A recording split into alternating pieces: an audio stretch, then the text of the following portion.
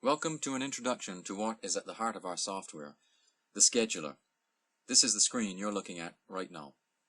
The scheduler unites two key functionalities of ArbMaker. Firstly, its ability to find co-integrated pairs, and secondly, its ability to test those pairs for profitability. To demonstrate this for you, I'm going to decompose a typical scan job. This is a scan built at the 30-minute time interval and focusing on the US basic materials and industrial sectors.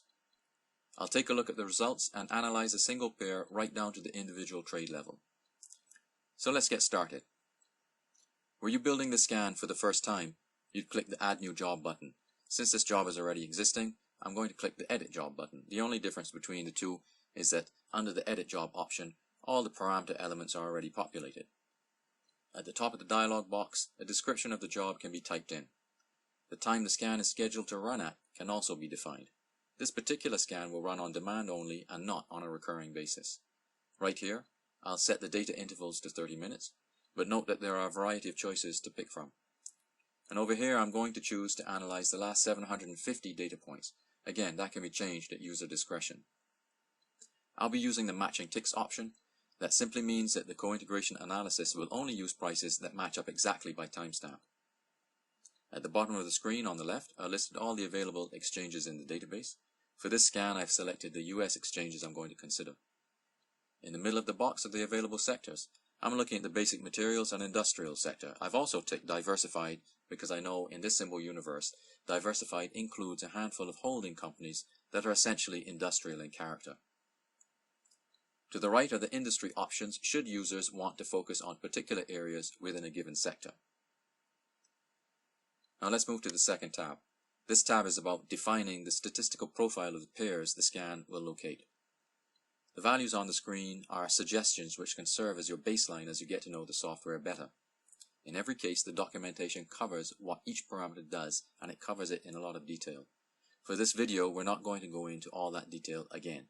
What's on screen is meant to be a template for new users to cross-reference against our resource materials, and in particular, our case studies. Those case studies will really set in context what you're seeing on the screen. That said, there are a couple of observations worth making. Firstly, this particular scan is using a rolling window to calculate its z-score. The reason it does so is that this gives more weight to recent information, in this case the last 75 observations, rather than equal weight across the time series.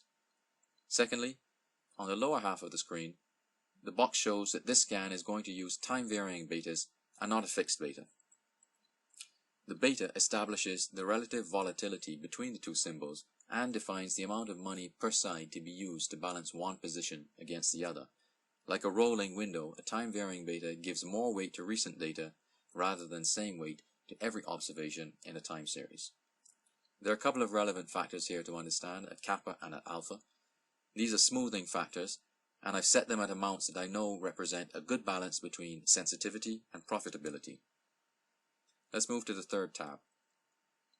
This tab allows two types of actions. First, the top half is about further refining the kind of statistical profile desired. Second, the bottom half is about setting the profit thresholds pairs must meet to be returned by the scan job. What's important on the top half for this scan are these two filtering items, the beta range. Since this is a time-varying scan, my goal here is to ask the software to ignore this filter as far as possible, so I set the values wide apart. But were this a fixed beta scan, I strongly recommend setting these close to 1, say 0.8 for the lower limit and 1.2 for the upper limit. That avoids returning pairs with massive skews in the amount required per side to balance the position. Going to the bottom part of the screen, on the left are the available strategies that can be used during the scan. The demo does ship with sample strategies to get users started, and once uploaded in the software, these show up here and also in the backtester function. I've ticked a few strategies I know have worked well in the past. Note that the more strategies that are ticked, the longer the job will take to complete. On the right side are user-defined default amounts for equities, forex, and futures. In this scan, the equity default is set to $5,000 per side, so $10,000 per pair. And at the bottom right of this box are the profit threshold settings. I set the profit per trade to $150. That represents a return on invested capital, or ROIC, of 1.5% per trade. Could be more demanding or less demanding, That's something users should experiment with. The other thresholds are self-explanatory: the win ratio, a drawdown limit, and a cumulative profit target. At this point, the scan can be saved and run. The scan's already run, so I'm going to take you straight to the results visible under the Job Results tab. There's a lot of information to choose from here using the slider at the left. It can add or remove columns according to what the user wants to see. What I'm interested in here is finding a pair that's traded at least 4 or 5 times. That'll provide both a good run of data and allow a meaningful analysis at the individual trade level. Here's one, ROK HCLP. The aggregate numbers look pretty good. However, the largest win is somewhat larger than the average profit per trade. That suggests the profit per trade average may not be a fair representation of what I should expect to make were I to put this pair into trade. Let's look at how the cumulative profit number breaks down trade by trade. I'm going to move this to the watch list to do that, where I can backtest it. What I wish to see when digging into this profit number is consistency at the individual trade level. I don't want to see outliers that have badly skewed the average. So let's run the backtest and see what returns. And here are the results. The variations in per trade profit are not particularly consistent with the average per trade profit, and there's a recent loss.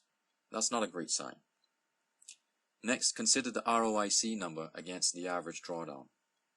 A return on invested capital number that is comfortably above the average drawdown is a good characteristic in a pair.